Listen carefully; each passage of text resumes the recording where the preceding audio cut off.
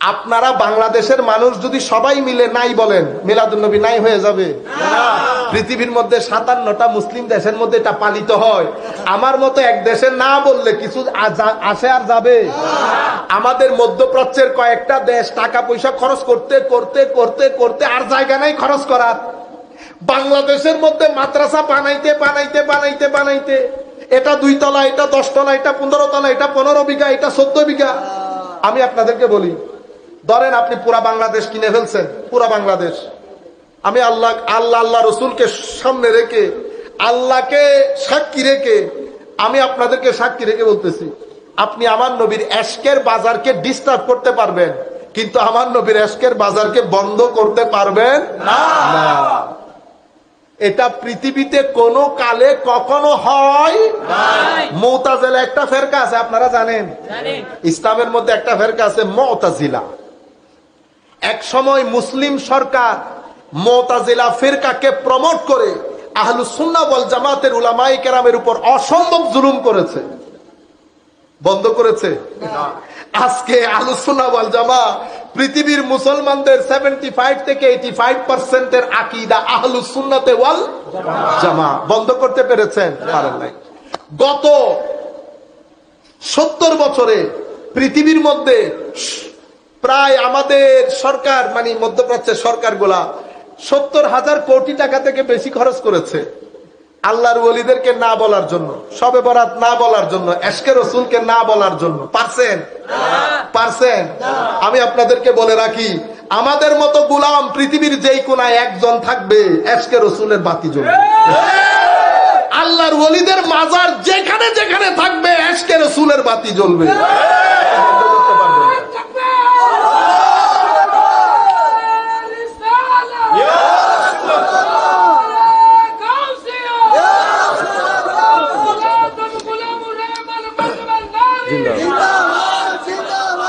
এখন আমরা একটা লেভেল প্লেইং ফিল্ড বলি। কি ফিল্ড? Level playing field. মানে আমিও আপনি দুইজন একসাথে যেহেতু আছি, তো ফিল্ডটা সমান সমান হোক। এখন কিন্তু ফিল্ড সমান সমান না। কেন? কারণ বাংলাদেশের মধ্যে মাদ্রাসায় যারা পড়ে 30%, 25%, তোর মধ্যে 80% পড়ে ওই মাদ্রাসায়, 20% এই মাদ্রাসায়। মধ্যপ্রাচ্যের টাকা 100 আউট অফ 100 কোটি কোটি কোটি কোটি কোটি টাকা খরচ হয় ওখানে। এখানে 1 টাকাও খরচ হয় না। এখানে 1 টাকাও খরচ হয় না। এত কিছুর পরেও ফিল্ড কিন্তু লেভেল প্লেইং না। আপনি কখনো রাতের অন্ধকারে শুয়ে শুয়ে চিন্তা করেছেন যে গত 70 বছরে মানুষ আমাদের বেশি, মাদ্রাসা আমাদের বেশি, টাকা আমাদের বেশি, এত সত্ত্বেও 70 বছরের মধ্যে মিলাদুন নবীর শরীরের একটা ক্যাশ পর্যন্ত ধরাইতে পারেন নাই। বাকি 70 বছরে পারবেন? আপনারা বুঝতে পেরেছেন আমার পয়েন্ট? গত 70 বছরে মানুষও আমার ভাইদের বেশি, আমার ভাইদের, বুঝতে পারতেছেন? মাদ্রাসা আমার ভাইদের বেশি। মানে কিরকম বেশি? 60-40 না, অনেক বেশি। টাকা পয়সা অনেক বেশি, কোটি কোটি টাকা। ঢাকার মসজিদ মাদ্রাসা, সমস্ত বড় বড় জায়গার মসজিদ মাদ্রাসা সব আপনার দখলে। 70-80 বছর হয়ে যাচ্ছে। আপনি মিলাদুন নবী বাড়তেছে না কমতেছে? আমি আপনাকে বলি, ফিতনা হবে, ছেলেরা ডিস্টার্ব হবে, মসজিদে মসজিদে মারামারি হবে। আমাদের ছেলেরা নতুন নতুন দাড়ি রেখে নতুন নামাজ শিখাবে, মুসলমান সমাজ ডিস্টার্ব হবে, কোনো সন্দেহ নাই। কিন্তু আল্লাহর ইজ্জতের কসম করে বলছি, এশকে রাসূলের শরীরের একটা ক্যাশ পর্যন্ত ধরবে না। আপনি পারবেন না।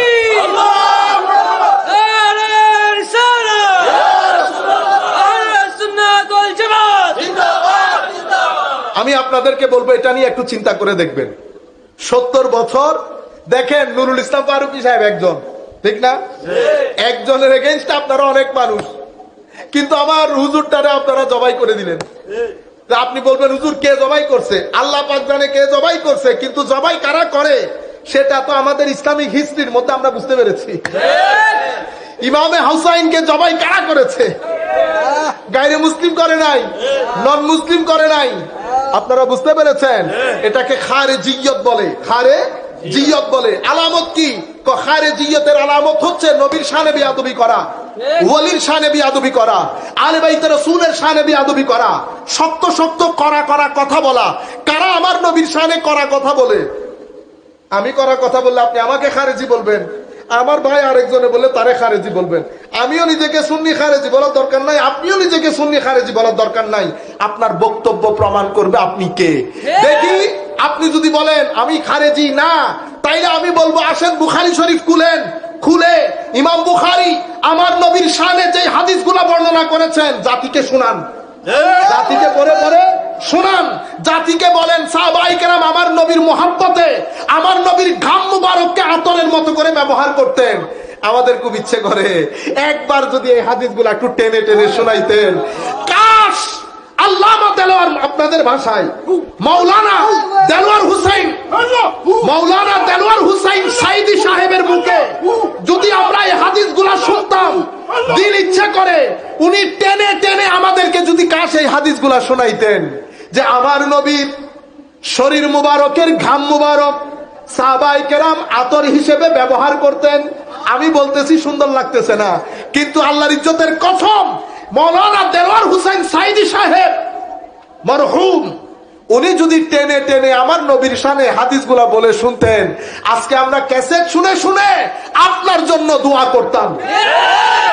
কাশ যদি আপনি বলতেন যে আমার নবীর নখ মুবারক আমার নবীর সাহাবীরা সংগ্রহ করতেন, আমার নবীর থুতু মুবারক নিয়ে মুখে বুকে লাগিয়েছেন, এই কথাগুলা যদি টেনে টেনে জাতির সামনে বলতেন। আফসোসের বিষয় হচ্ছে এগুলা বলি নাই, জাতিকে শুনিয়েছি। কিয়ামতের ময়দানে আমার নবীও নাকি জানেন না আমার নবীর কি অবস্থা হবে।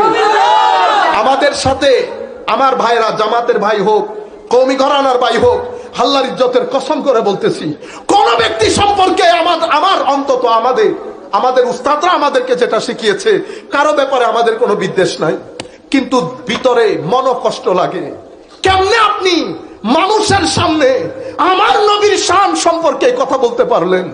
আমার নবীও জানে না। যদি নবী না জানে তো আসা আইয়াবআসাকা রব্বুকা মাকামান মাহমুদা, এই আয়াত আমার নবীর উপর নাজিল হয় নাই? আমার নবীকে আল্লাহ বলছে অনতি বিলম্বে আমার পাশে মাকামে মাহমুদ সাজিয়ে রাসূল আমি আপনাকে বসাবো। ওয়ালা সাউফা ইউতিকা রব্বুকা ফাতারদা, এমন ভাবে দেব খুশি না হয়ে পারবেন না। শেষ আমার আল্লাহ যখন কোরআন খতম করছে, শেষে বলছেন হাবিব ইন্না আতাইনাকাল কাউসার, যাকে আমার নবী আমার আল্লাহ সাহেবে কাউসার করেছেন, সেই রাসূলের শানে আপনি লাখ মানুষের মাজমার মধ্যে বলতেছেন আমার নবীও বলে জানেন না আমার নবীর কি হবে। ইন্না লিল্লাহি ওয়া ইন্না ইলাইহি রাজিউন। আপনারা বুঝতে পেরেছেন? কারো ভিতরে কারো ব্যাপারে আমাদের কোনো মনোবিদ্বেষ নাই, আল্লাহ ওনাকে ক্ষমা করুক। কিন্তু আমরা বলছি কে কথা কেমনে বলতে পারলেন আপনি আমার নবীর শান? আপনি আমার নবীর শানে কেমনে এই কথা বললেন? কার শানে বলতেছেন? ইমামুল মুরসালিনের শানে। যেই নবী বলতেছে আনা আকরামুল খালক, কিয়ামতের ময়দানে আনা হামিলুল লিওয়াইল হামদ, লিওয়ায়ে হামদ আমার হাতে থাকবে, প্রশংসার পতাকা আমার হাতে থাকবে। আরে শুধু এটা না, লিওয়ায়ে হামদ আমার হাতে, কুল কায়নাত চুপ, আমি সকলের পক্ষ থেকে আল্লাহর দরবারে বক্তব্য দেব। মানুষ যখন নিরাশ হয়ে যাবে আমি আশার বাণী শোনাবো।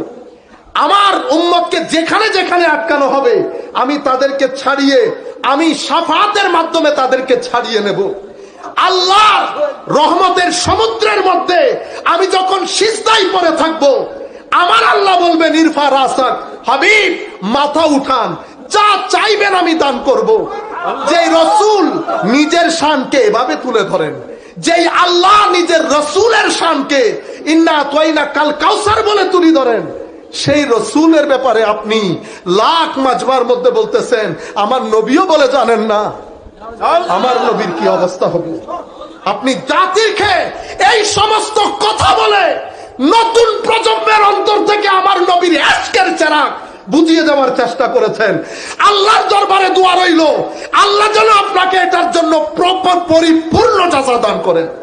আপনি কেমনে আমার নবীর শানে, কারণ আমরা যখন বক্তব্য দেই আমাদের কথাগুলো ছেলেরা দলিল হিসেবে গ্রহণ করে। আপনি এমপি ছিলেন, আল্লাহ আপনাকে একটা বড় পর্যায়ে নিয়ে গেছে, লাখ মানুষের মধ্যে আপনি চেষ্টা করেছেন জাতির অন্তর থেকে রাজনীতির নাম দিয়ে, খেলাফতের নাম দিয়ে আমার নবীর এশকের বাজারের মধ্যে আগুন ধরিয়ে দেওয়ার জন্য। হাদিস বুখারীর মধ্যে আসে নাই? আমার ইমাম বুখারী চ্যাপ্টার বানাই নাই, এই অধ্যায় আমার নবীর প্রতি মহব্বতই ঈমান।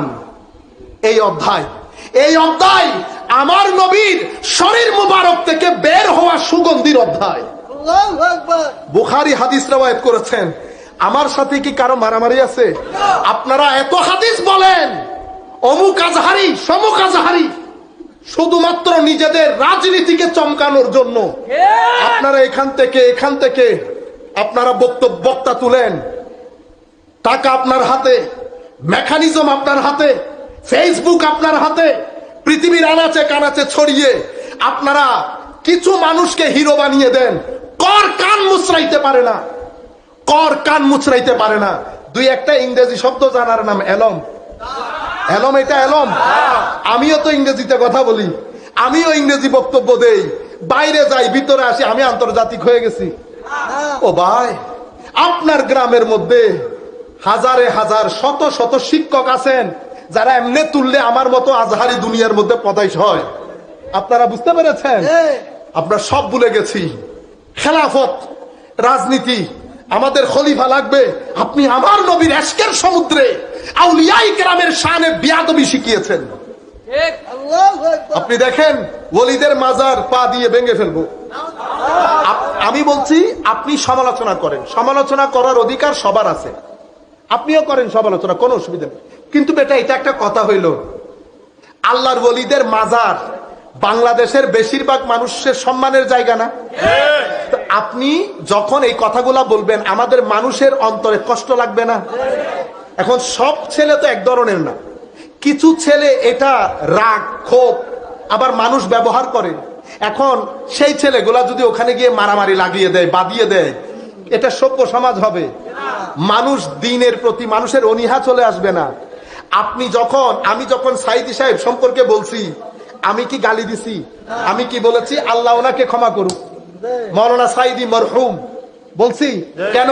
কারণ আমাকে সম্মান দিয়ে কথা আমি ব্যক্তি নিয়ে কথা বলতেছি না, ব্যক্তির সাথে আমার কোনো কি নাই, দ্বন্দ্ব নাই, আমি পয়েন্ট নিয়ে কথা বলতেছি। আমার তানকিদ, আমার সমালোচনা, আমার আবেগ সবকিছু পয়েন্ট নিয়ে। কোন পয়েন্ট? ওই যে আপনি কথাটা বলেছেন সেই পয়েন্ট। কারণ আমি আপনাকে বলছি, আমি আপনার জবানে ওই হাদিসগুলা যদি শুনতাম, আজকেও ক্যাসেটে টেনে টেনে শুনতাম, কত সুন্দর কণ্ঠ শুনতাম, আল্লাহর নবীর আল্লাহর দরবারে দোয়া করতাম। কিন্তু শানে রিসালাত সেই অর্থে আমরা বলি না। আমরা এখন ছোট ছোট মাসলা নিয়ে চলে আসি, ঠিক না? গরম কেন পড়তেছে, পানি বেশি খাওয়া দরকার কিনা, এই মহিলারা কি হয়েছে। আমার ছেলেদের ঈমান আকীদা ধ্বংসের পথে। একবার আসবেন না এগুলা বলার জন্য? বেদাত বাদে, বেদাত ধরেন আমি বেদাতি, ধরেন আমি বেদাত বাদে বাংলাদেশে আর কোনো সমস্যা নাই। আমার ছেলেগুলা আমার নবীর শানে যে লফজ গুলা ব্যবহার করে, সেই লফজ আপনার চোখে পড়ে না, কিন্তু আপনি বলতে পারবেন না। কেন? কারণ যারা টাকা দেয় তারা নির্দিষ্ট টার্গেট নিয়ে টাকা দেয়। আপনি যখন আপনি আমাকে টাকা দেবেন, তা আমি আপনাকে জিজ্ঞেস করবো না টাকা কেন দিচ্ছেন, কারণ কি?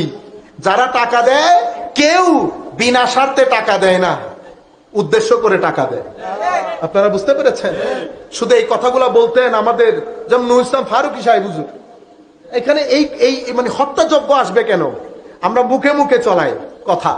আমরা তো বলতেছি ডিবেটের দরকার নাই, আপনি আপনারটা বলেন, জাতির কাছে রাখেন, আমরা আমারটা জাতির কাছে রাখি। জাতির প্লেটে বার্গার দুইটা, একটা ম্যাকডোনাল্ডস এর একটা KFC, জাতি যেটা মনে করে সেটা খাবে। বুঝতে পেরেছেন? আল্লাহ রাব্বুল আলামিন আমাদের হামির আছে। আমরা যে কথা থেকে শুরু করেছি, বক্তব্য অনেক দেরি হয়ে গেছে, আমরা অনেক দূরে যাব, 5 মিনিট শেষ। আল্লাহ রাব্বুল আলামিন, এটা খুব গুরুত্বপূর্ণ, আখেরি 4 মিনিট। আমি পবিত্র কোরআনের সূরা নাহালের আয়াতগুলা পড়েছি। আমাদের ইসলাহে আহওয়াল, আমাদের হালটাকে শুদ্ধ করার জন্য। আল্লাহ কি বলছে দেখেন, ওয়া আউহা রব্বুকা ইলান নাহাল। মধু পোকা আছে না, মধু পোকা, এক আজীব জিনিস। আমার আল্লাহ বলতেছেন, হাবিব, ওয়া আউহা রব্বুকা, আপনার রব এলহাম করেছে কাকে? ইলান নাহালি, মধু পোকাকে। মধু পোকাকে আপনার প্রতিপালক এলহাম করেছে। কি এলহাম? আনিত্তাখিজি মিনাল জিবালি বুয়ুতা ওয়া মিনাশ শাজারি ওয়া মিম্মা ইয়ারিশুন। আপনার প্রতিপালক মধু পোকাকে এলহাম করেছে তারা যেন তাদের ঘরকে 3টা জায়গার মধ্যে স্থাপন করে। কয় জায়গা? হয় পাহাড়ে, নতুবা গাছে, নতুবা ছাদে। 3টার মধ্যে কোনটা নিচে আছে? নিচে বলে না। 3টা ঘরকে উপরে, হয় পাহাড়, নয় বৃক্ষ, অথবা বড় গাছ, অথবা ছাদে। কে করেছে? আপনার রব। কাকে করেছে? মধু পোকাকে। এই আয়াত, এটা এমনিতে চলতে চলতে বলে দিচ্ছি আর কি, সময় নাই তবুও। এই আয়াত আমরা অসংখ্যবার করেছি সোয়াবের উদ্দেশ্যে, সোয়াব হয়। এই আয়াত কানাডার একজন বিখ্যাত দার্শনিক ছিলেন, এখনো বেঁচে আছেন, গ্যারি মিলার। অনেক বড় যুক্তিবাদী, অসম্ভব বড় গণিতবিদ। এর লগে গণিত যুক্তিবিদ্যায় আমার মনে হয় না বর্তমান পৃথিবীর কেউ 2 সেকেন্ড বসতে পারবে। তো তার বন্ধু বান্ধবী মিলে কোরআন শরীফ দিছে, তুই একটা কাজ কর, এই কোরআন শরীফ এটা পড়বি, পরে এখান থেকে বুলটুল বের করে মুসলমানদেরকে বেইজ্জত করবি। তো দিছে, কোরআন পড়া শুরু করছে, করে একটু পর্যন্ত আইসা মুসলমান হয়ে গেছে। একটু পর্যন্ত আইসা এই 2 আয়াত পরে মুসলমান হয়ে গেছে। কেন জানেন? বলতেছে আয়াতের মধ্যে আল্লাহ 4 বার মধু পোকাকে সম্বোধন করেছে। কয়বার? 4 বারই সম্বোধন করেছে স্ত্রীলিঙ্গ দিয়ে, পুল্লিঙ্গ দিয়ে না। আমি চিন্তা করলাম, মধু পোকার মধ্যে যে মেল আর ফিমেল আছে, এটা তো কোরআন শরীফের জানার কথা না। কারণ মধু পোকার মধ্যে মেল ফিমেল এটা আমরা সায়েন্টিস্টরা জানছি এখনো তো 70 বছর হয় নাই। তাইলে কোরআন কেমনে জানলো 1400 বছর আগে যে মধু পোকার মধ্যে মেল আর ফিমেল আছে? 1।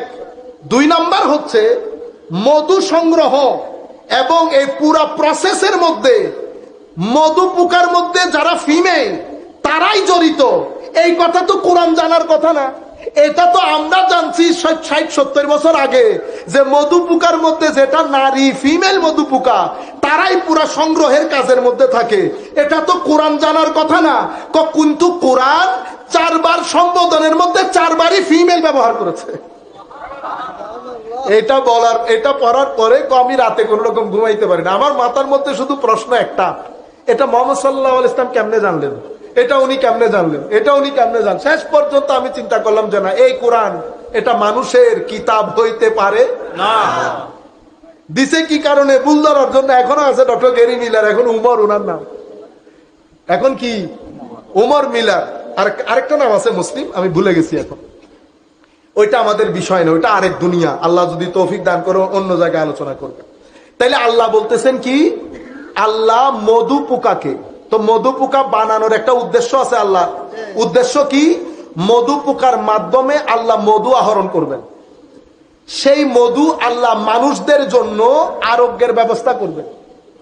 তো যেহেতু মধু পোকার মধুর সাথে মানুষের আরোগ্য জড়িত, সেই হেতু আল্লাহ মধু পোকার পুরো জীবনযাত্রা মধু পোকাকে এলহাম করে দিছে। এই মধু পোকা ঘর যদি বানাইতে হয়, এই বাসে গাছে এই জমিনে বানাইস না, ঘর বানাবি 3 জায়গায়, হয় পাহাড়ে, নয় গাছে, নয় মানুষের ছাদের উপর। আচ্ছা, আনিত্তাখিজি। আচ্ছা, এরপরে কি? সুম্মা কুলি মিন কুল্লি সামারাত ফাসলুকি সুবুলা রাব্বিকি যুলুলা।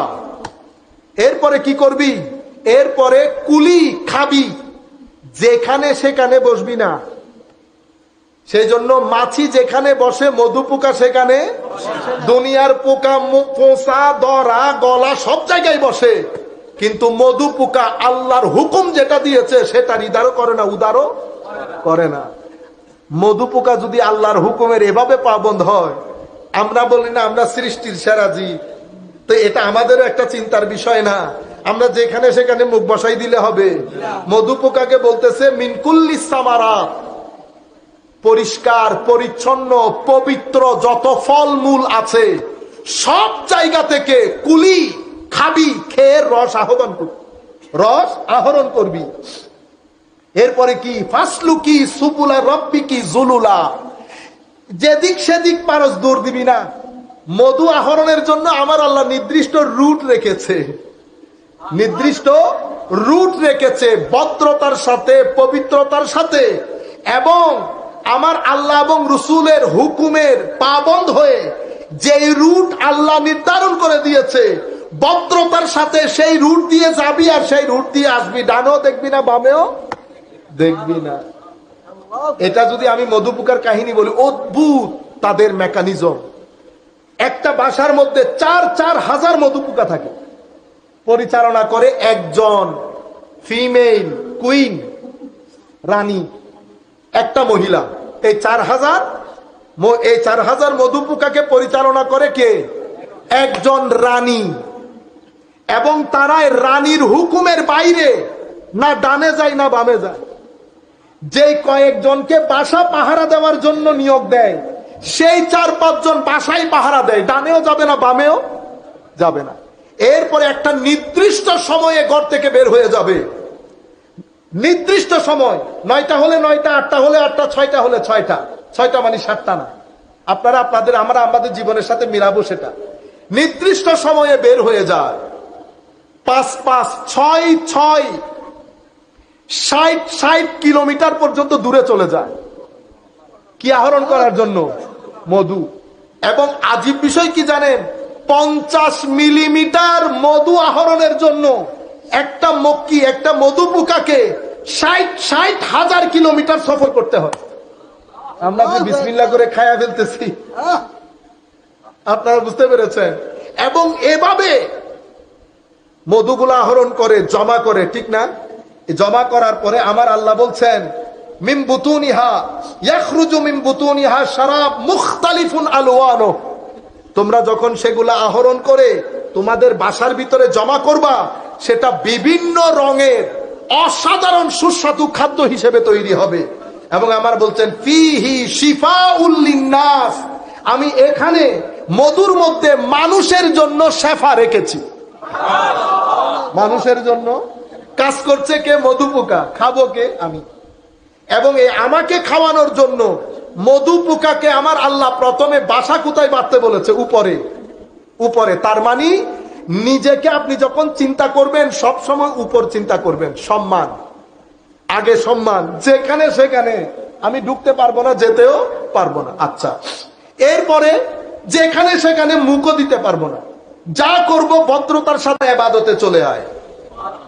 আমি তোকে কথা দিচ্ছি, আমি তোর গরিবি দূর করে দেব। আমার আল্লাহ বলছেন আমি কথা দিচ্ছি, আমি তোর গরিবি দূর করে দেব।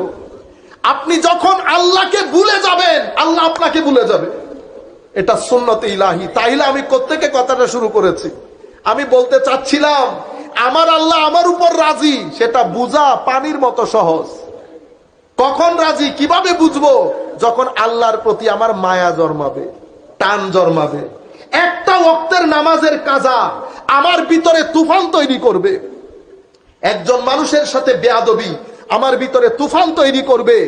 একজনের পকেটের টাকা যদি আমি পকেটে নিয়ে হাঁটি, আমার ভিতরে যদি একটা অসম্ভব অস্থিরতা থাকে যে অমুকের টাকা আমার পকেটে আছে, তাইলে মনে করবেন আমার আল্লাহ আপনার উপর সন্তুষ্ট আছে, আপনার উপর রাজি আছে। কিছু মানুষ আল্লাহর দরদির মধ্যে এমন, আল্লাহ তারে অসম্ভব পছন্দ করে, যাদেরকে আমরা বলি সে নিজেও জানে না আল্লাহ যে তারে পছন্দ করে। আল্লাহ যে তারে পছন্দ করে কেমনে বুঝবেন? এলাকার মধ্যে সম্মানিত, টাকা নাই পয়সা নাই, সবাই খুব মহব্বত করে। সবাই কি করে? খুব মহব্বত করে। কাকা খুব নামাজি, খুব তিলাওয়াতে কোরআন, খুব খুব খুব। এগুলা কি? এগুলা হচ্ছে মানুষের মহব্বত আপনার প্রতি জন্মাইতে পারে না যতক্ষণ আল্লাহ আপনাকে মহব্বত না করে। আপনারা বুঝতে পেরেছেন? সম্মানিত উপস্থিতি, কথা যেখান থেকে শুরু করেছি, আমাদের বক্তব্য প্রায় শেষের দিকে। আল্লাহ রাব্বুল আলামিন কোরআনের যে আয়াতগুলা পড়েছি সেটা নিয়ে আমি আমার মূল বিষয়ের মধ্যে আসতে পারি নাই। আমি এমনিতে ইন্ট্রোডাকশন দিতে দিতে শেষ হয়ে গেছে সব। তো আমি আপনাদেরকে বলতে চাচ্ছি, একটা আমাদের জীবন, দেখেন হোটেলের মধ্যে গিয়ে যা খাইতেছেন জীবনের জন্য হুমকি। ট্যাবলেট খাচ্ছেন, সেটাও জানেন না আপনি 1 নম্বর না 2 নম্বর। আল্লাহ যে আমার উপর অসন্তুষ্ট সেটা আপনি এই সারাউন্ডিং দেখলে বুঝতে পারবেন। কেন? আপনি কোথাও স্থিরতার সাথে কিছু পাইতেছেন না। প্রত্যেক মানুষ আপনাকে ঠকানোর জন্য তৈরি আছে, আমার নিজের ভাই সহ। বুঝতে পেরেছেন? আগে আপনি যদি আজ থেকে 20 বছর আগে চলে যান, এটা আমরা পাইছি জীবনটা, এটা একটা জান্নাতি দুনিয়া ছিল, একটা জান্নাতি। আমাদের তাপমাত্রা 28-29-এর চেয়ে বেশি যাইতো না। তাপমাত্রা 28-29-এর চেয়ে বেশি। আচ্ছা, মানুষের ঘরে কি ফ্যান ছিল তখন? ফ্যান ঘুরাইতেছে। আমাদের বাপদাদারা কি করতো? ওই গাছের ডাইলা বসে, এই খোদা রে খোদা, 12টা পর্যন্ত বসে শরীর টরির ঠান্ডা করে ঘরে এসে ঘুমিয়ে গেছে না। বুঝতে পেরেছেন? সেটা একটা দুনিয়া ছিল, অসম্ভব সুন্দর দুনিয়া ছিল। মানুষের ভিতরে হানাহানি ছিল না, মানুষের ভিতরে অপরাধ করার যে প্রবণতা, অ্যান্টি সোশ্যাল বিহেভিয়ার, অসামাজিক কার্যকলাপ ছিল না। মানুষ আল্লাহর উপর পরিপূর্ণ তাওয়াক্কুল রাখতো। কি বলতো? আর বেটা আল্লাহ ভরসা, এটা তো কমন ডায়লগ, আল্লাহ ভরসা, কিচ্ছু হবে না। আরে ঘরের মধ্যে 5 টাকা নাই তেল আনার, ও আসর পর্যন্ত গল্প গুজব করতেছে। হাসি, কি হাসি! সেই হাসি তো এখন বাংলাদেশে কিনতেও পাওয়া যায় না। তেল নাই, পরে ঘরের মধ্যে আসার পরে এদিক থেকে কেমনে কি করে তেল আনছে, খেয়ে ঘুমাই পড়ছে 1 তরকারি দিয়ে, 2 তরকারি দিয়ে, পুকুরের মধ্যে মাছ, ডুবার মধ্যে মাছ। আপনারা বুঝতে পেরেছেন? এটা একটা দুনিয়া ছিল। কেন? কারণ আপনার জীবনে যত ভালো কাজ থাকবে, পরিশ্রমে আনে ধন, পুণ্যে আনে সুখ, এটা সুন্নতে ইলাহি। এখানে পরিশ্রম থাকবে, এখানে ধন থাকবে, এটা হতেই পারে না। আপনি পরিশ্রম করবেন আর আপনার জীবনে ধন আসবে না। আমাদের এখানে ম্যাক্সিমাম যুবক, আমাদের ঘন্টার পর ঘন্টা আমি ওয়েস্ট করি, এরপরে আমি চাই একদিনের মধ্যে আমি কোটিপতি হয়ে যাব। আমার ভাই, হইতে পারে আপনি একদিনের মধ্যে কোটিপতি হয়ে যাবেন, কিন্তু একদিনের মধ্যে কখনো শান্তি পাওয়া যায় না। আপনার কোটি টাকা না, আমি আমাদের ইয়াং ব্লাডদেরকে আমি আমার একেবারে হৃদয়ের গহীন থেকে আমি আপনাদেরকে বলবো, আল্লাহর ওয়াস্তে হালাল হারাম বোঝার চেষ্টা করেন। হারামের কোটি টাকা হলেও না করেন। কেন? কারণ হারামের কোটি টাকা কখনো আপনার ঘরের মধ্যে শান্তি দিবে না। হারাম যখন আপনার ঘরের ভিতরে ঢুকবে, 3টা জিনিস আপনার জীবন থেকে নাই হয়ে যাবে। আপনার জীবন স্থিরতা চলে যাবে, আপনার জীবনের সুখ স্বাচ্ছন্দ্য শান্তি চলে যাবে, আপনার ঘরের মানুষের দৈহিক শারীরিক যে শান্তি সেটা নষ্ট হয়ে যাবে। শারীরিক, মানসিক এবং ঘরের শান্তি আপনি নষ্ট করবেন আপনার এই হারামের টাকা দিয়ে। যারাই হারামের টাকা ঘরে ঢুকিয়েছে, উপর থেকে নিচ পর্যন্ত, আমি আল্লাহকে সাক্ষী রেখে বলতেছি, কারো ঘরের মধ্যে শান্তি নাই। আপনি কি করেন? ছেলেকে অস্ট্রেলিয়া পাঠাই দিছে। কেন? আমি আপনাকে বলতে হবে না আমার ছেলে অস্ট্রেলিয়া থাকে। আপনারা বুঝতে পেরেছেন? কারণ আপনার কাছে অন্য কোনো আর অপশন নাই। আপনার হারাম আপনার ঘরকে বরবাদ করে দিয়েছে। কেন? কারণ আমার নবী বলেছে এটা হারাম, আর আপনি সাহস করে এটা নিয়ে ঘরে ঢুকে গেছেন। এটা হইতে পারে কোনোদিন? এটা হবে না। আমার নবী বলেছে এটা হারাম, মানি হারাম। এটা দুনিয়ার জীবনকে নষ্ট করবে, কবরের জীবনকে নষ্ট করবে। আমার নবী যেটাকে অশ্লীল বলেছে, শ্লীলতার বাইরে অশ্লীল যেটাকে আমার নবী বলেছেন, সেই অশ্লীল কাজ যখন উম্মত করবে, উম্মতের জীবন অস্থির হবে। এটা সুন্নতে ইলাহি, এটার আপনি বাইরে যেতে পারবেন না। আপনি সব সময় কোর্টের ভিতরে থাকতে হবে। কোর্টে যা করবেন কোর্টের ভিতরে, কোর্টের বাইরে যাবেন আপনি আউট হয়ে যাবেন। কোর্টের বাইরে কোনো খেলা নাই। বড় ফুটবলার বলে আপনি কি বলতে পারবেন উনি মেসি হিসেবে কোর্টের বাইরে চলে গেছে? কোনো অসুবিধা নেই না। আপনি যেই হন কোর্টের ভিতরে থাকতে হবে। আমার নবী একটা কোর্টের দ্বার টান দিয়েছে। সেই জায়গার মধ্যে যদি আপনি না থাকেন, আমেরিকা, ইংল্যান্ডের আপনারা বলেন দেখি টাকা পয়সার অভাব আছে? টাকা পয়সা, দন দৌলত, গাড়ি বাড়ি সবকিছু তো আছে, শান্তি নাই। কি নাই? শান্তি নাই। কেন শান্তি নাই?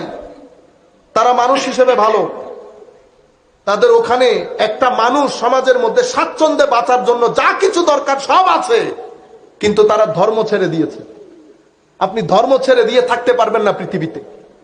নেচার যেমন, প্রকৃতি যেমন প্রটেস্ট করে, আপনি ধর্ম ছেড়ে দিলেও আপনার জীবনও প্রটেস্ট করবে, দুনিয়াও প্রটেস্ট করবে, প্রকৃতিও প্রটেস্ট করবে।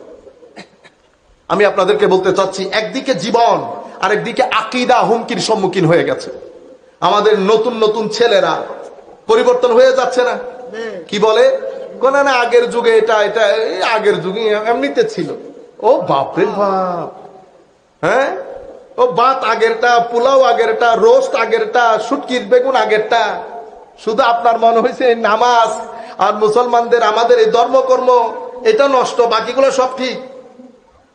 এটা সবচেয়ে বড় ফিতনা উম্মতের মধ্যে। আমার নবী ইরশাদ করে গেছেন, আমার নবী বলেছেন পুরা পৃথিবী থেকে ঈমান, ঈমান বলেছে ঈমান, আমল না, ঈমান পুরা পৃথিবী থেকে পালিয়ে মদিনা শরীফ চলে যাবে, আমল চলে যাবে বলে নাই। কি চলে যাবে বলেছেন? ঈমান। ঈমান। আল ঈমানু ইয়ারিজু ইলাল মাদিনা কামা তারিজুল হাইয়াতু ইলা জুহরিহা, বুখারী শরীফের রওয়ায়াত।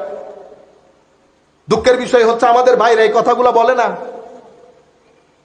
আমার নবী ইরশাদ করছেন, ঈমান নিজেকে বাঁচানোর জন্য পালিয়ে পুরা পৃথিবী থেকে মদিনা শরীফ চলে যাবে, আমল চলে যাবে, এই কথা বলেন নাই। আমার নবী ইরশাদ করেছেন মসজিদ ভর্তি মুসল্লি হবে, মুমিন থাকবে না। আপনি বলেন দেখি এখন ঈমান কাকে বলে? আপনি আল্লাহতে বিশ্বাস করলেন, আবার বলেছেন আল্লাহর হাত আছে, আল্লাহ এমনে বসে, মুসলমান হইতে পারবেন না। কিন্তু আমাদের এখানে এই আকীদা বানের পানির মতো ঢুকানো হচ্ছে। কোরআন শরীফের কয়েকটা আয়াত দিয়ে ছেলেরা অনুবাদ পড়ে, কারণ আপনার হাতে এখন টাকা পয়সা বেশি, আপনি অনুবাদ সবকিছু করে সমাজের মধ্যে এখন জাল বিস্তার করেছেন। ঈমানের খুঁটি ছিল আউলিয়ায়ে কেরাম। ঈমানের কি? পৃথিবী যেমন স্থির থাকার জন্য পাহাড়ের প্রতি মুখাপেক্ষী, আমার আল্লাহ পাহাড় বানিয়েছেন, এটাকে বলে পৃথিবীর কি? খুঁটি, পেরেক। ঈমানের পেরেক আউলিয়ায়ে কেরাম। পাহাড় ছাড়া যেমন পৃথিবী অস্থির, মাজারে পাক বা আউলিয়ায়ে কেরাম ছাড়া। আমি বন্ডের কথা বলছি না, আপনি বন্ডের দরবারে যায়েন না। আমি না বন্ডদের কথা বলছি, না বন্ডদের কথা শুনছি। আমি ভণ্ডদের কথা বলছি না, আমি আল্লাহর ওয়ালিদের কথা বলছি, যাদের রাত সিজদার মধ্যে কাটতো, যাদের দিন উম্মতের তরবিয়তের মধ্যে কাটতো, আমি তাদের কথা বলছি। সেই সমস্ত আউলিয়ায়ে কেরাম যাদের মুরিদদেরকে দেখলে আপনি মুরিদদের চেহারা, সুরত, নামাজ, তাসবিহ, তাহলিল, এখন আপনি যদি বলেন হুজুর অমুকের মুরিদ অমুক নামাজ পড়ে না, সেটা রেসপন্সিবিলিটি তার। বুঝতে পেরেছেন? সেটা রেসপন্সিবিলিটি তার। আমি আপনাদেরকে আল্লাহর ওলি, সত্যিকার আল্লাহ, আমি এমন কোন ব্যবসায়ী পীরের কথা আপনাদেরকে এখানে শোনাইতেছি না। ব্যবসায়ী আছে না? আছে তো, বক্ত ব্যবসায়ী আছে, রাজনীতিবিদও ব্যবসায়ী আছে, ওয়াজিও ব্যবসায়ী আছে, পীরও ব্যবসায়ী আছে। আপনি শুধু একটা দেখছেন, হ্যাঁ, সরকারের কর্মকর্তার মধ্যে ব্যবসায়ী নাই, রাজনীতিবিদের মধ্যে ব্যবসায়ী নাই। আমাদের ওয়াজ করে যে না বললাম, এখন আমি বলে জামালা, আমি বলে বলে জামালাই পড়ে যাই। এখানে সব জায়গার মধ্যে ব্যবসায়ী আছে, আপনি শুধু একটা দেখতেছেন। ওই ব্যবসায়ীর কথা আমি বলতেছি না, আমি আল্লাহর ওয়ালিদের কথা বলতেছি, যারা ঘর বাড়ি পরিবার পরিজন ছেড়ে আমার নবীর ইশারা নিয়ে নিয়ে পৃথিবীর দিক বিদিক ছুটে চলেছে এবং সেখানে গিয়ে আল্লাহর নবীর উম্মত, আল্লাহর বান্দাদেরকে তরবিয়ত করেছে, হেদায়েতের বাণী পৌঁছিয়েছে। শাহজালাল ইয়েমেনি, বাড়ি কোথায়? ইয়েমেন। থাকেন কোথায় বর্তমানে? সিলেটে। যখন এসেছেন তখন কি প্লেন দিয়ে এসেছিলেন? না। মা বাবা পরিবার পরিজন যাচ্ছে তো যাচ্ছে।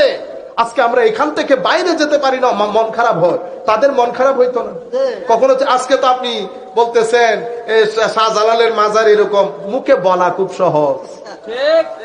এতগুলো মানুষ, এতগুলা রাজনৈতিক দল, একটা দুইটা, এতগুলা রাজনৈতিক দল, বলেন দেখি কারে দেখে কে মুসলমান হয়েছে? একটা বলেন। যে অমুকরে দেখে আমরা তো এখন তফসির সাজাই, মানুষ বাড়া করি, আয়ো তুমি মুসলমান হও বলে মানুষকে দেখাও। আপনারা বুঝতে পেরেছেন? আর ওনারা যখন এসেছেন হিন্দু অধ্যুষিত এলাকা, নিজ থেকে কাউকে যুদ্ধ করতে বলেন নাই, কাউকে বাধ্য করে নাই। যেখানে যেখানে গেছে আমার নবীর সুগন্ধে মানুষ পঙ্গপালের নিয়েই ছুটে এসেছে দিন কবুল করে। হযরতে শাহ মখদুম রূপস রাদিয়াল্লাহু আনহু রাজশাহীর জমিনে শুয়ে আছে। ওনার ভাই, যদিও ঐতিহাসিক ভাবে আল্লাহ পাক জানে, শুয়ে আছেন এখানে। বাড়ি বাগদাদ, কোন প্লেন নিয়ে আসেন নাই, কত দুর্গম পথ পাড়ি দিয়ে এই সমস্ত অঞ্চলে এসেছে দ্বীন ইসলাম প্রচারের জন্য। লাখো মানুষকে কালমা পড়িয়ে পৃথিবী থেকে চলে গেছেন। আপনি যাই বলেন কিয়ামত পর্যন্ত আপনি বলতে থাকবেন রাজার ছেলে। এখনো কেউ রাজশাহীতে, কেউ সিলেটে, কেউ এক একজন এক এক জায়গায় শুয়ে আছে, এখনো রাজার মতো শুয়ে আছে, এখনো রাজার মতো। আপনার মতো লোক যদি উল্টা লটকে যায়, আপনি জিয়ারত খতম করতে পারবেন? ও জিয়ারত আপনি খতম করার কে? জিয়ারত বাড়তে থাকবে, জিয়ারত কখনো কমে না। আপনি আমাদের মদিনা শরীফের মধ্যে আমার নবীর রওজায়ে পাকের সাথে লাগানো জান্নাতুল বাকি, জান্নাতুল বাকি আপনারা বলেন না? জান্নাত, জান্নাত কেন বলে? এরা তো আমাদের আমাদের উলামায়ে কেরাম কিছু ওই যে আইন আর কফ আছে না, আইন, হ্যাঁ, আলহামদুলিল্লাহ রাব্বিল আলামিন, আইন এবং কাফ আসলে বহুত স্মার্ট হয়ে যায়, ঠিক না? হায় হায়, কয়টা তো আল বাকি আল গারকাত, এটাকে জান্নাত বলা হয় কেন? ও ভাই, এটারও দলিল দরকার। ও আমার নবী ইরশাদ করেছেন, আল্লাহর কোন মার্দে হক যখন ইন্তেকাল করে, তো যখন কবরের মধ্যে ফেরেশতা আসে, গায়েব থেকে আওয়াজ আসে, আমার বান্দা ঠিক বলেছে, তার কবরকে যতদূর চোখ যায় প্রশস্ত করে দাও, তার কবরে নূর দান করো, তাকে জান্নাতের লেবাস পরিয়ে দাও, তার কবরের মধ্যে জান্নাতের বিছানা বিছিয়ে দাও। তো যেই কবরের মধ্যে জান্নাতের বিছানা থাকে, যেই কবরবাসী জান্নাতের লেবাস পরা থাকে, যার চোখ, যার কবর যতদূর চোখ যায় প্রশস্ত থাকে, যার কবরের মধ্যে নূর থাকে, এটারে যদি আমরা বাগান না বলি, তো বাগান আপনার ঘরের মাঠকে বলবো? ও আপনি যদি চান আপনি না বলতে না বলেন, আমি কি আপনারে বাধ্য করছি বলতে? এটা তো যার যার যৌক, এটা যার যার ইচ্ছা। আমি আমার বাবার কবরের মধ্যে ফুল লাগাবো, আমার বাবার সাথে আমার একটা স্পিরিচুয়াল কানেকশন আছে। আপনার ইচ্ছে না করলে না করেন, আপনি কি বন্ধ করতে পারবেন? ও যে আপনি এটা বুঝার চেষ্টা করেন, যে কবরের মধ্যে আমার আল্লাহ বলছেন ওয়ানাফির কবরাহু ওয়া আলবিসহু লিবাসাল জান্নাহ ওয়া ওয়াসি কবরা, কবরকে তৌসি করে দাও যতদূর চোখ যায়। এত বড় কবর, কবরের মধ্যে নূর, জান্নাতের লেবাস, জান্নাতের বিছানা, এটারে যদি আপনি জান্নাত না বলেন, ও জান্নাতের বিছানাও আছে, জান্নাতের লেবাসও আছে, তো এটা জান্নাত বললে অসুবিধা আছে? আপনার ইচ্ছে না করলে আপনি না বলেন, কিন্তু আপনারা এগুলা নিয়ে, আমি বড় ঝামেলায় আছি। যেখানে যাই ইলেকট্রিসিটি চলে যায়, এখন আমি যেখানে যাই ইলেকট্রিসিটি চলে যাচ্ছে।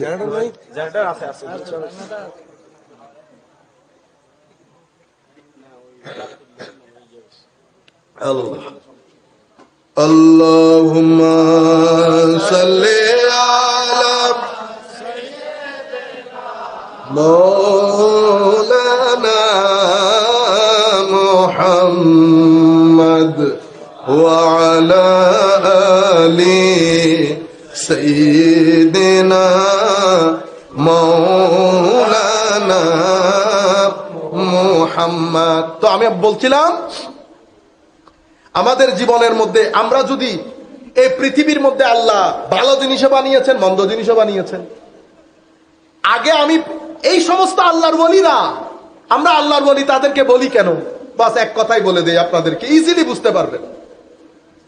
পৃথিবীর মধ্যে এটা পুরা, আপনারা যারা সায়েন্স পড়েন তারা আরো বুঝার কথা, সব জায়গায় এনার্জি না, সবকিছু তো আমরা এনার্জেটিক বিইং, সব জায়গায় এনার্জি, নির্দিষ্ট একটা শক্তি। আল্লাহ ভালো জিনিসও সৃষ্টি করেছেন, মন্দ জিনিসও সৃষ্টি করেছেন, ঠিক? আমার চোখ ভালো জিনিসের উপরও পড়ে, মন্দ জিনিসের উপরও পড়ে। আমার কান ভালো জিনিসও যায়, মন্দ জিনিসও। আমার পেট তো সব জায়গার মধ্যে ভালো মন্দ মিক্স আছে।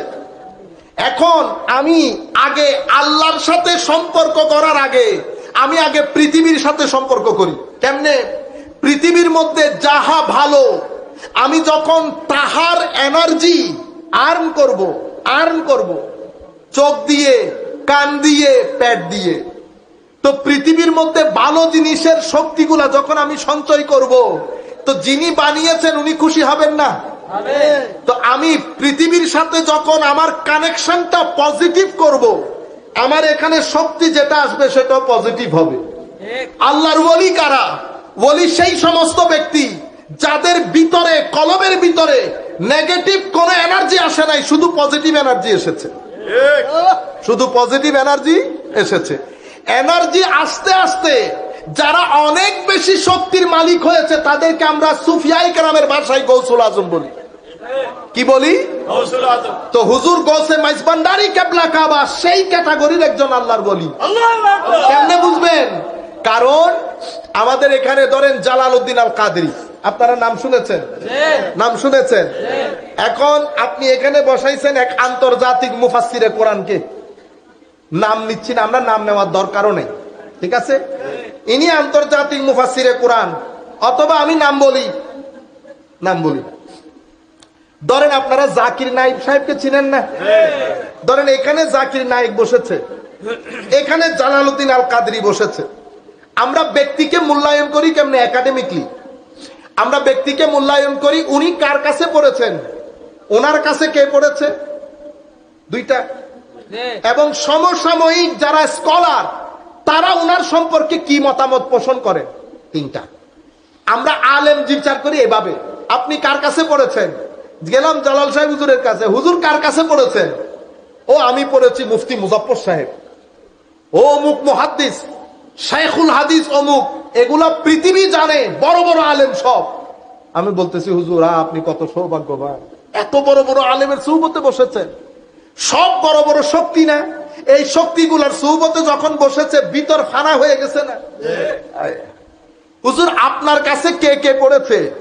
আমার কাছে কে কে? মুফতি ওসিউর রহমান আমার ছাত্র, মুফতি আব্দুল ওয়াজেদ আমার ছাত্র, ও আব্দুল আলী মুফাসসির আমার ছাত্র। আর হুজুরকে আর বাজানোর দরকার আছে না? আচ্ছা, এরপরে হুজুর আপনার বন্ধু বান্ধব আপনাদের সাথে পড়েছে এমন কেউ আছে? আছে তো। কে? তো হুজুর বলতেছেন ওই অমুক অমুক অমুক। আচ্ছা, তাদের কাছে গেলাম, জালাল সাহেব হুজুর কেমন আলেম? হুজুর তো পুরা সমুদ্র এক বদনার ভিতরে ঢুকাই ফেলতে পারে। এটা হচ্ছে আলেম বিচার করার তরিকা, আলেম বিচার করার তরিকা। এখন নাম বাদ দেন, আমরা নাম না নেই।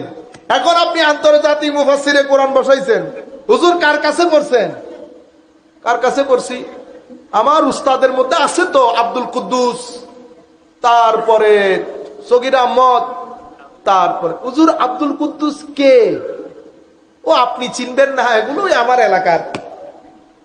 সগির আহমদ কে? ও সগির আহমদ আমাদের উপজেলার মধ্যে একটা মসজিদের ইমাম ছিলেন। এখন আমার একটা আইডিয়া হয়ে গেছে না আপনার লেভেল। হুজুর আপনি কাকে পড়াইছেন? আমি তো আসলে পড়ানোর সুযোগ হয় নাই। আন্তর্জাতিক মুফাসসিরে কোরআন না, আমি এমনিতে বিভিন্ন জায়গার মধ্যে তাফসীর করি, তো না পড়াই হুজুর কেমনে তাফসীর? না আমি আসলে বক্তব্য দেই আর কি। আপনারা বুঝতে পেরেছেন? আচ্ছা, এরপরে হুজুর আপনার সাথে কে কে পড়েছে? আমার সাথে। এখন হুজুরের চোখ বড় হয়ে গেছে। ঢাকা বিশ্ববিদ্যালয়ের অমুক প্রফেসর আমার ক্লাসমেট, চিটাং বিশ্ববিদ্যালয়ের অমুক প্রফেসর আমার ক্লাসমেট। ও ঠিক আছে হুজুর। গেলাম ঢাকা বিশ্ববিদ্যালয়ের প্রফেসরের কাছে, স্যার অমুক মুফাসসির বলে আপনার ক্লাসমেট? হ্যাঁ হ্যাঁ আমার ক্লাসমেট। আলেম কেমন? না ও তো আসলে ওয়াজি বক্তা, ও তো আসলে আলেম না। দেখছেন নি অবস্থা? আপনারা বুঝতে পেরেছেন? চিটাং এর কাছে গেলাম, ভাইজান স্যার আপনার অমুকে তো আপনার নাম করছে, আপনি নাকি ওনার ক্লাসমেট, কেমন আলেম? না না ও তো আলেম না, ও তো ভাইরাল বক্তা, এই ওয়াজ কালাম করে এরকম আর কি। আপনারা এখন বুঝতে পেরেছেন মানুষকে যাচাই করে কেমনে? তো যারে তারে মুফাসসিরে কোরআন বলবেন? আমার মতো দজবাঙ্গার আইন না আন্তর্জাতিক বলবেন? এগুলা বলিয়েন না। আর ধর্মটারে বদনাম করিয়েন না, আমার নবীরা নারাজ করিয়েন না, বহুত হয়ে গেছে। আমাদের মতো এখানে যত ওয়াজ কালাম তকরির আমার মতো যত দজবাঙ্গা আছে, আন্তর্জাতিক লিখবেন না, আল্লামা লিখবেন না, মুফাসসির লিখবেন না, মুফতি লিখবেন না, এটা এত সহজ কাজ না। আপনারা বুঝতে পেরেছেন? আমাদের ছেলেপুলেদের কনফিডেন্স নষ্ট হয়ে গেছে। মুফতি বললে তারা বলে যে মুফতি চিনি, মুফতি চিনি। আপনারা বুঝতে পেরেছেন? এই কাজ করবেন না আরবদের মতো করে। আরবরা যেমন যাকে তাকে মুফতি বলে না, আমরাও বলবো না। আরবরা যেমন যাকে তাকে মুফাসসির বলে না, আমরাও বলবো না।